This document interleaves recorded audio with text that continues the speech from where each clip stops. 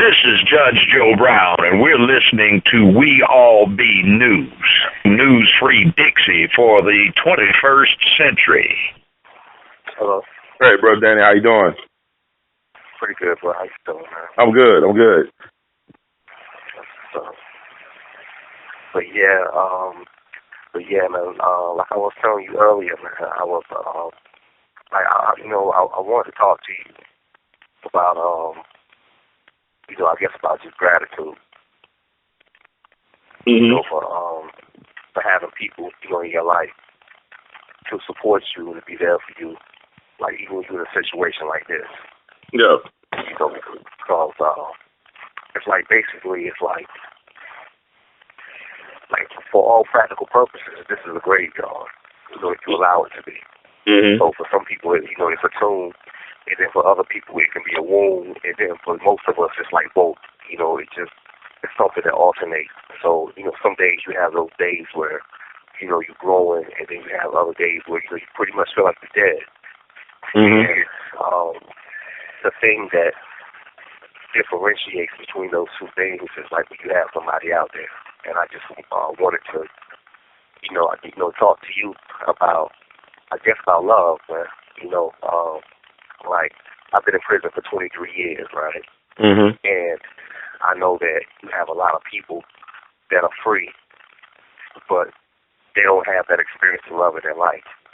Mm-hmm. And so to be like in my situation, to have people out there that love me, like that's a powerful thing. That's life. Mm-hmm. It was a friend of mine. He has cancer, and he has terminal cancer. And so, like for the past month or so, we've all been just trying to add whatever we can add to his situation, so he could get some type of compassion and relief. Which Mm-hmm. you have a terminal ill, being that you no longer pose any type of danger to society. Which in his situation, it was a minimal danger to begin with, because the type of charge he had was not violent active, nothing like that. But he was allowed to go home. And the thing that we were talking about, I was like, dude, I know I can't imagine what he was going through to have a terminal illness without a prison. Mm-hmm. But yet still, I was like, do you know how blessed you are, because you have a sister out there that's wholeheartedly has faith in you. Like, even right now at this stage, like, she went and out, moving on faith alone, went out and, invested her time and her money, to make a move to get him home. Even before his release was even awarded. So to me, just to see that experience up close just reminded me how grateful I am, because I'm sitting here in prison, with a life sentence. And when people see that type of situation, they're like, well, this brother's dead. Like, even those people that really love you, psychologically, it's so traumatic that just to preserve their own sanity and to preserve their heart, like a lot of times they have to put distance between you and them. Mm-hmm. Because they're powerless to do anything to help. And, even though that's the situation, that's the case, like, first of all, like my mother, she's still living. My mother, she has a brain aneurysm in 1999, in October 1999. Mm. And I was in solitary confinement. I was in Marion, North Carolina, which is like in the foothills. And I was on Icon. Icon is like long-term lockup.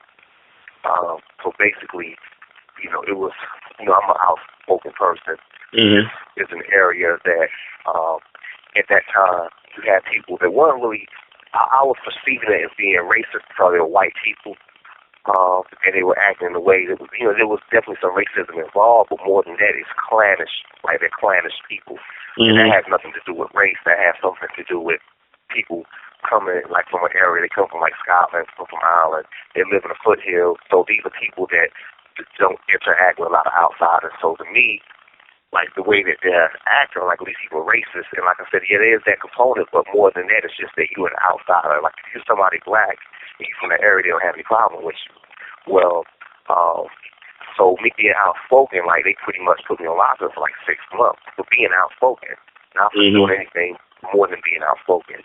And so when I was on lockup, like they took me out, like they would take you out, put you in a cage so you can recreate, like in a dog cage, pretty much.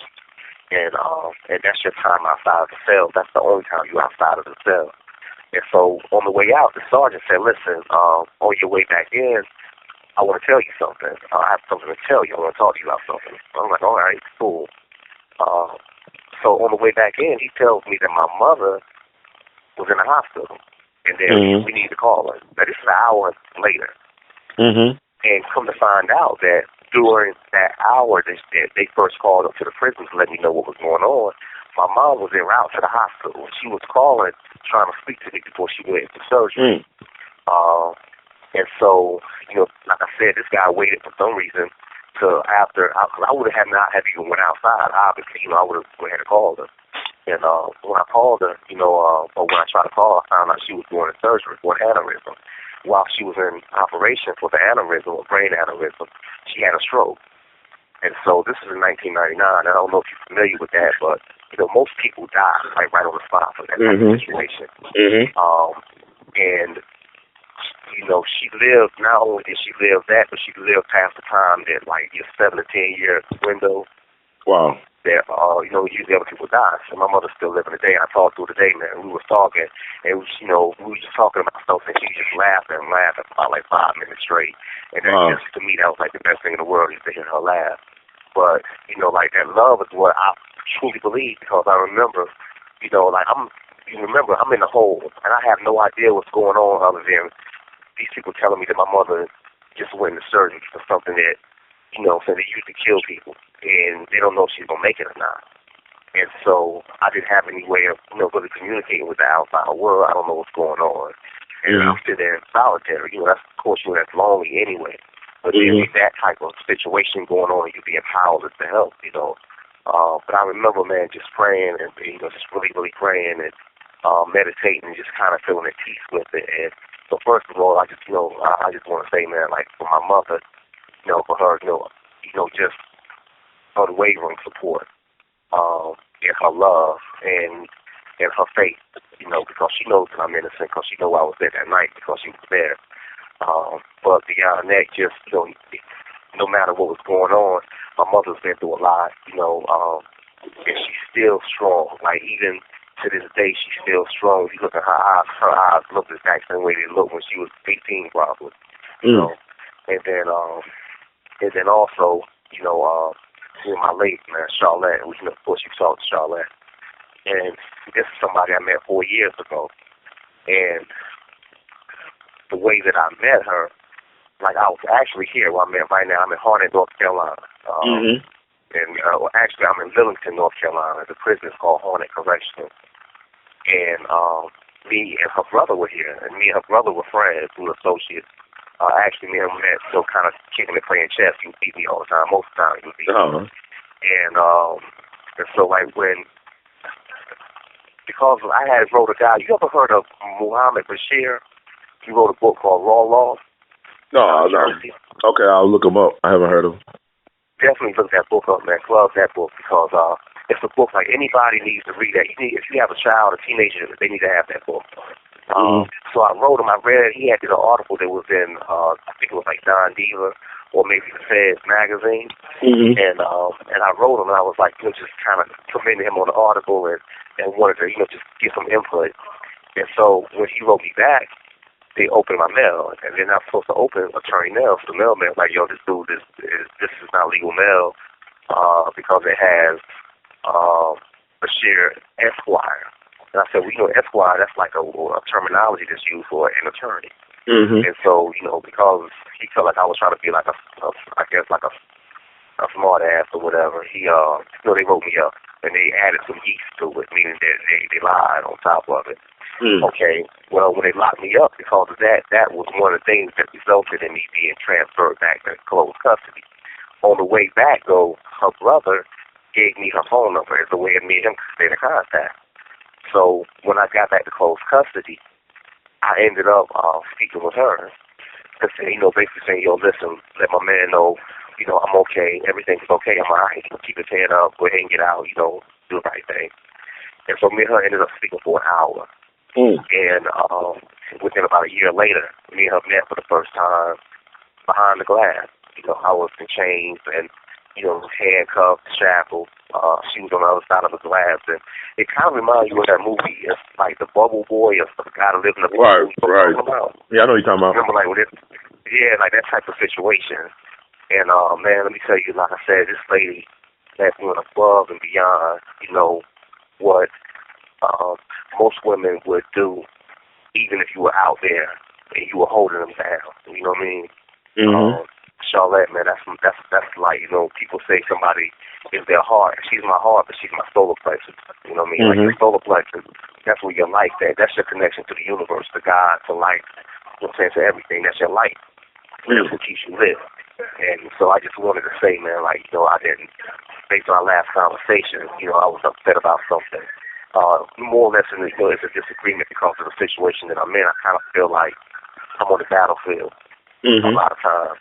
And so being that you feel like you're on the battlefield, certain things, you may visualize something in a certain way, and then in order for you to execute, you may want it done a certain way. Mm-hmm. But, I just didn't want there to be any mistake. I think I referred to her as my friend, and, she's definitely my best friend. But she's my lady. And the future mother of my children and my daughter, who named is Chardin, who isn't even born yet, but that's who we speaking into existence, you see. That's who that is, man. So I just wanted to clarify that and make sure that there was no misunderstanding about that. That's good. That's fine. There's no misunderstanding at all. But you said the guy book, Muhammad Bashir, what's the name of his book again? Yeah, the name of the book is Raw Law. Raw Law. Okay. Raw Law. RAWLAW. Okay. And like I said, if you have a child, if you're a young person, that book is like, that's like necessary. That should be like on the curriculum, because what this guy does is that he breaks the law down to a regular layman's terminology, especially if you're somebody that lives like maybe like in an urban area, like you understand that type of thing where you regularly come into contact with and be harassed by officers. Or, just certain things you need to know if you're not being in contact with, being harassed by officers. But, you should always have a lawyer or something when you're speaking about certain things. So it's like that type of book, man. I'm telling you, it's a very powerful book. He's a powerful brother, so I just highly recommend that book. I'm reading that. I'm reading like right now into a book called the Master Key System. It's by Charles Harnell. Okay. And, that's a really good, really good book. Great book, actually. So let me ask you a question. You had asked me about like why I didn't testify. Like, why did you ask that question? I mean, because you fighting for your life, like you said. You on the battlefield. You fighting for your life, and who can speak for you better than you? Well, yeah. And at that time, I'm gonna be honest with you, man. At that time, I was 21. I had been in jail for like 2.5 years. One of the things that they did do is that they were giving me psychotropic drugs, Ativan and Valium. It wasn't prescribed by a psychologist. It was not even prescribed for medical reasons, but it's something that, like, if you had a serious charge and you came into the county jail, they would just give out this drug as a way of, basically as a way of, I feel like to preclude you from effectively assisting your counsel with your defense.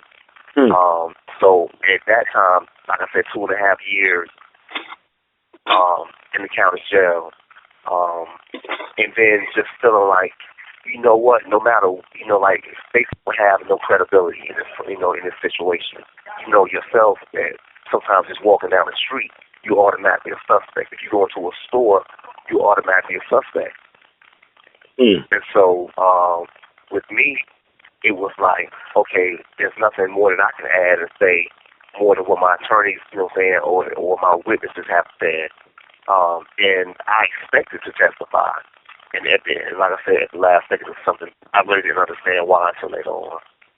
Okay, all right.